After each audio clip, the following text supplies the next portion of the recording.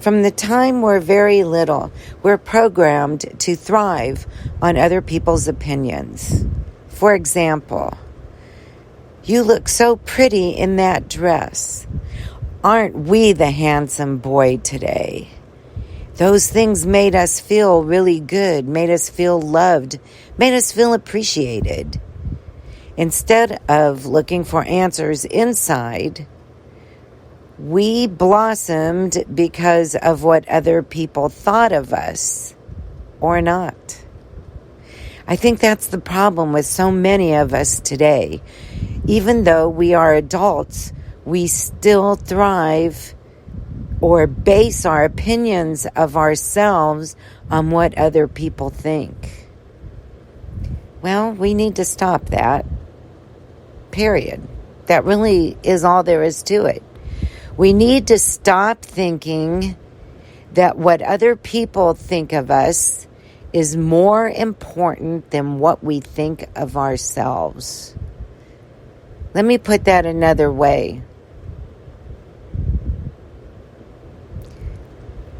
We need to stop basing our self-worth on the opinions and words of others.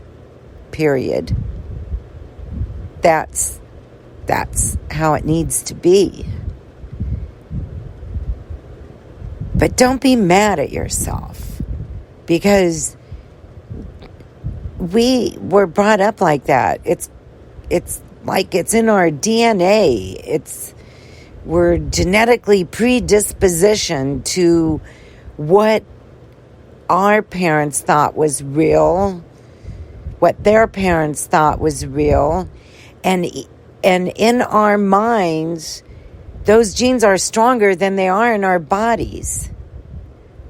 We can fight all those predisposed diseases easily, and we can do the same thing with those predisposed misconceptions by using our minds to tell our bodies differently, by using our minds to tell our minds differently, to write a new story, to recreate ourselves, to become strong on the inside and not so impressed by the opinions and words of others. Remember that saying, sticks and stones can break my bones, but words can never hurt me? It's really not true, is it?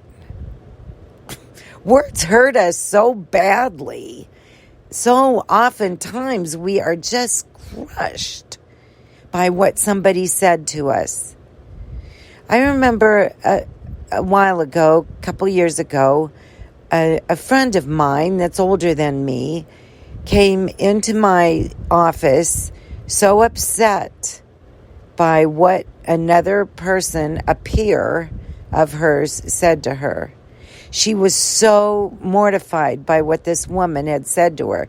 Number one, because she would never think to talk to anybody like that. And number two, because she was used to basing her self-worth on what other people thought of her. And she thought this person was her friend. You know, haven't we all done that?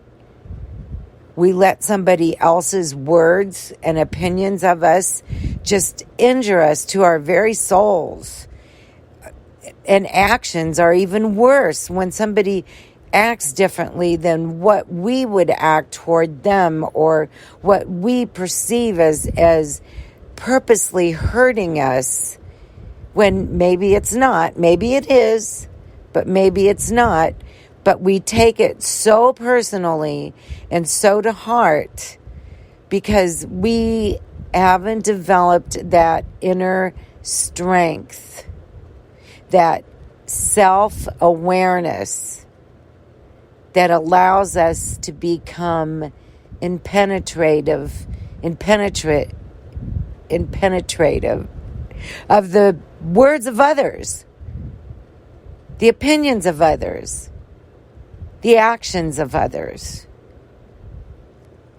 And it will not happen until you dig deep and find that inner strength that will make you impervious to the bad opinions of others. Yes, it's true. We are a society of some niceness and some meanness. Each of us is our own little society of some niceness and some meanness. We're often so judgmental of others, but you know why? It's because we judge ourselves so harshly. And you know why? Because we're used to being judged so harshly. If you get good grades, we'll do this. If you go and wash my car and clean the inside out really well, you can borrow it. That one's really not so bad, but you get the gist. We're rewarded for behaviors that other people want to mold us to. We are rewarded by behaving the way that society suggests and often insists that we behave. If we color out of lines, we draw something that we're not supposed to, we speak in a manner of disrespect to an adult, we're punished. Nothing is really explained to us very often. That's one of the reasons why I try to explain things very well to my children so that they would understand why they were being punished. And I often let them punish themselves because their punishment to themselves was worse than what I would have given them. We're always harder on ourselves. We can't even accept kindness from others very often, or a compliment or a nice gesture, because we're not used to being like that to ourselves. And if we can't treat ourselves nicely, with respect, with kindness, with compassion, how can we treat other people like that? And how can we accept when other people treat us that way?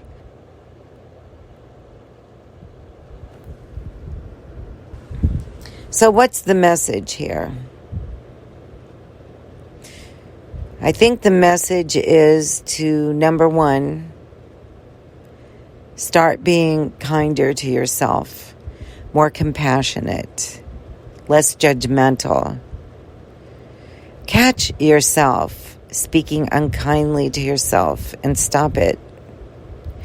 It sounds very difficult, but you know what? If you make it a game, it's not. When you catch yourself being unkind and are filled with negative self-talk, make a funny sound to yourself, like beep, beep, beep, beep, beep, or honk, some kind of funny sound to yourself that will make you smile, maybe chuckle a little bit, and catch yourself. Oh my gosh, I'm being hard on myself. I need to change that. So I often used to say to myself, God, that was stupid. And I'm training my brain to do stupid things by saying that. So now when I feel that coming on, I go, wow, wasn't that silly? I won't do that again. And it makes me kind of chuckle. So that's a really good way to train your brain to start being kinder to you, to be more compassionate and accepting of yourself and less judgmental. Just that little simple thing you can do. The other thing is to not let people influence the way you feel about yourself or allow them to hurt you. This one is very much more difficult because we're so programmed that to think that everything that everybody says is the gospel truth and and that they really matter more than my opinion of myself, and that's not true. Number one, oftentimes people say things one way and we take them another way. So the first thing to do when you feel like someone is hurting your feelings or saying something that you find, that you take personally and you find offense in it, right then and there, ask them, wow, did you really mean to say that I looked fat in these jeans? Because that's what I heard. Oh, no. I was just asking you if you got new jeans, they might say. But you heard something else. Ask, get clear. Or don't stew about it for 5 hours afterwards, wondering what they meant. Find out what they meant as soon as the words come out of their mouths, if you find it offensive. And if you address their words on the spot, not aggressively, not authoritatively, but in a friendly way, with strength, with self-worth, knowing that it doesn't really matter what you say, but I want to make sure that this is what you meant when you said that, because you really shouldn't go around hurting people's feelings like that. That kind of attitude, you'll get it straightened out and you'll feel so much better. And if they did mean to hurt you, maybe they won't do it again. Maybe they will learn a lesson from that. And maybe they need to learn that lesson. What about if you say something to somebody that came out wrong and you see a look on their face, right away correct it? Oh my God, I didn't mean that to be offensive. What I meant was, and make it perfectly clear so that person doesn't go home and stew on it for 5 hours.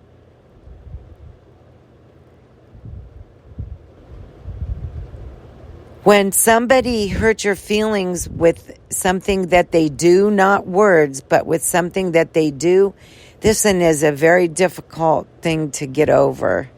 This is very hard because we're taught to act a certain way and to treat people a certain way. And if you had a good upbringing, a kind upbringing where people were compassionate to you, they allowed you to make mistakes and you learned from them, you are very lucky because not everybody was brought up that way. And so oftentimes people do not know how to treat each other. They really don't. I've found that to be very true because I've been hurt by people that I thought were my really, really good friends. And after I thought about it, and I mean where I'd cry for days because it was total betrayal. And they just took it so nonchalantly. And I was trying to figure out why they took it so nonchalantly. Well, I don't think they realized how badly they had hurt me. And I often wish I would have said something. And from now on, I will say something. Wow, that really hurt my feelings. Do you know how badly that? And it just, do it. Don't do it for them. Do it for you. Because you will feel better and you might get a clearer idea of how they think. You can't think how another person thinks, and they can't think how you think. We can't read each other's minds. We don't know what goes on in each other's minds, and their betrayal of you might have been brought on by something that they thought that you did to them. And so this whole misunderstanding builds, and you lose a friend over it that you thought was really good friends. It's happened to me, and I don't want it to happen to you. One time I was doing this seminar with a woman that I really loved. She was a really good friend of mine, and I planned her whole part because she was really busy at the time, and I said, don't worry, it's something that you already do. And I built her in. I published the seminar with her built into it, that she was going to be doing this. And at the last minute, she said that she couldn't do it. And I'm telling you, I was crushed. But I went ahead, I did it. And afterwards, I cried for 2 days because I felt like she really let me down. But you know, when I look back on it, she built me up. I did that whole seminar by myself. And I've never been afraid to do it again, to do anything by myself, because she gave me that courage. She took away my crutch. And I actually am grateful to her now. But at the time, I was totally crushed. Did she know it? Yes. I did tell her, but she didn't see it like that. But we really aren't friends anymore.